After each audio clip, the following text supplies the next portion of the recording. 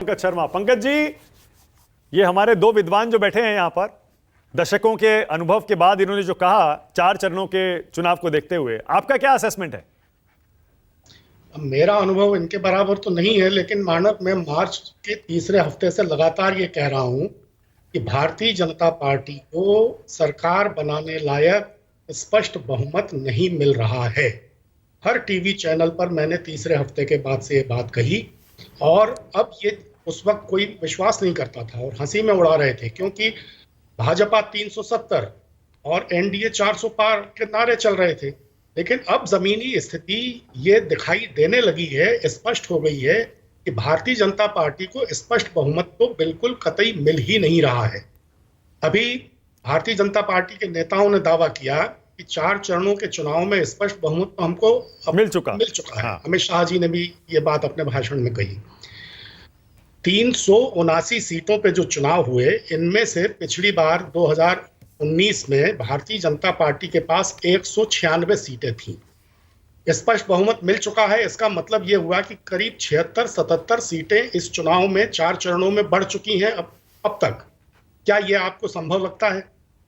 मेरा अपना जो आकलन है और जो जमीनी स्थिति मैंने देखी है, मुझे लगता है कि इन 4 चरणों में ही कम से कम 40 से 45 सीटों का नुकसान भारतीय जनता पार्टी को अकेले उठाना पड़ा है। और बचे हुए जो 163 सीटों पर चुनाव बाकी हैं अगले 3 चरणों में, उनमें आप खुद सोच लीजिए कि कितना नुकसान होने वाला है।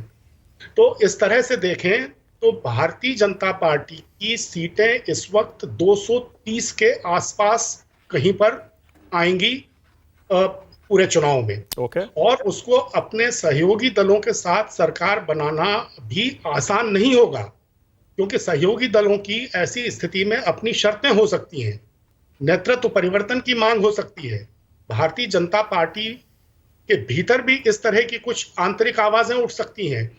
तो अगली सरकार बनना बड़ा मुश्किल होगा। राष्ट्रीय स्वयंसेवक संघ और भारतीय जनता पार्टी के जो भीतरी संबंध हैं, उन पर भी मैं पिछले 2 महीनों में कई बार बोला हूं। और आज तो एक बड़े अखबार ने जो नड्डा जी का इंटरव्यू का एक अंश छापा है, तो उसमें नड्डा जी ने कुल मिलाकर ये बात कह दी है कि भारतीय जनता पार्टी के संचालन में अब राष्ट्रीय स्वयंसेवक संघ का कोई सहयोग नहीं है और एक तरह से उसकी कोई भूमिका नहीं है, और भारतीय जनता पार्टी अपने आप सक्षम है।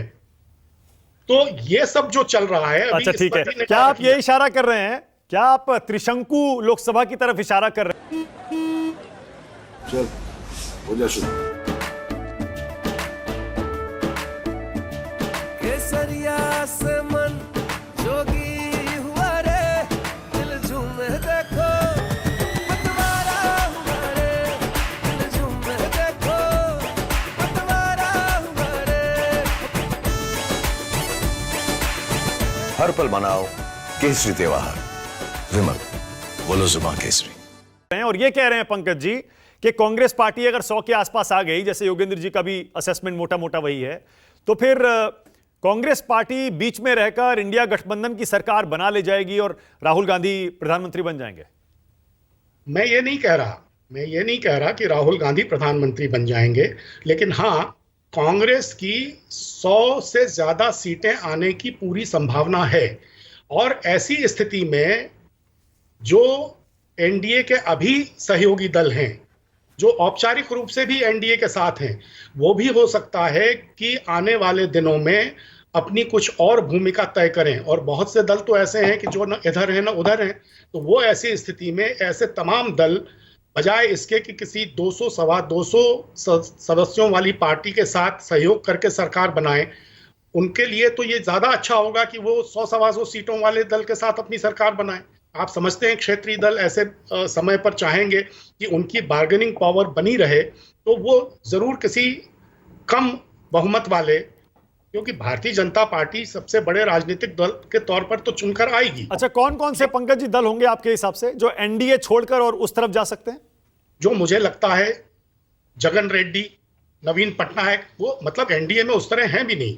तो ये सारे दल आगे चलकर अपनी भूमिका के बारे में सोचेंगे। नहीं, उनके बारे में तो चलिए मैंने मान लिया, वो तो कहीं भी जा सकते हैं, इसीलिए न्यूट्रल हैं, आज तक बाहर ही रहते हैं वो। पर एनडीए के कौन से दल हैं जो जा सकते हैं?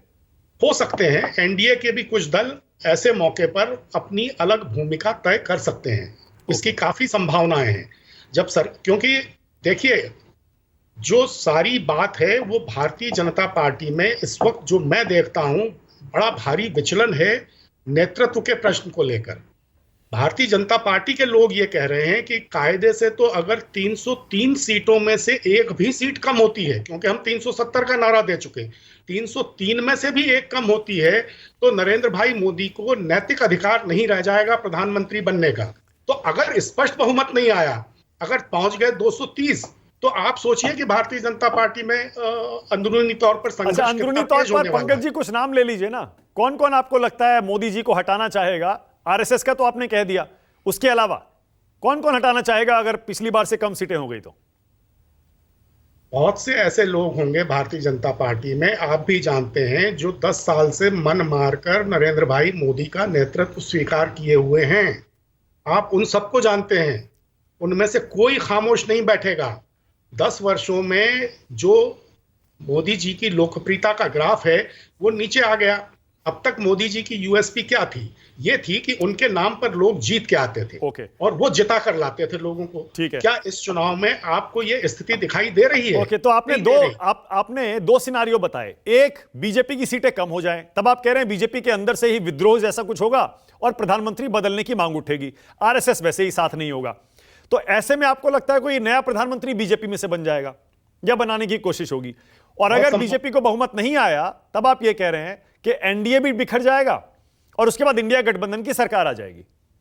हो सकता है। तो प्रधानमंत्री कौन बनेगा? मैं वही पूछ रहा हूं, इंडिया गठबंधन का पीएम कौन बनेगा फिर? तो इंडिया गठबंधन में भी इसको लेकर कोई कम मार नहीं होने वाली है।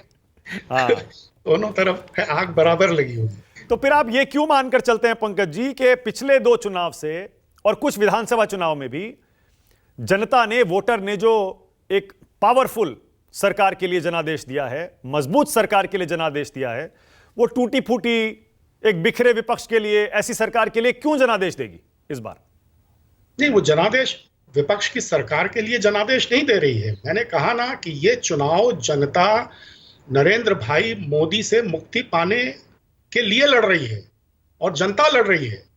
ये चुनाव विपक्ष नहीं लड़ रहा है, ये चुनाव कांग्रेस भी नहीं लड़ रही। विपक्ष के कुछ दल इस चुनाव में अपनी मजबूत भूमिका अदा कर रहे हैं, लेकिन ये चुनाव जनता लड़ रही है। जनता को ये लगा कि नरेंद्र भाई मोदी की कार्यशैली वाला व्यक्ति इस देश में अब भविष्य में प्रधानमंत्री के पद पर नहीं रहना चाहिए।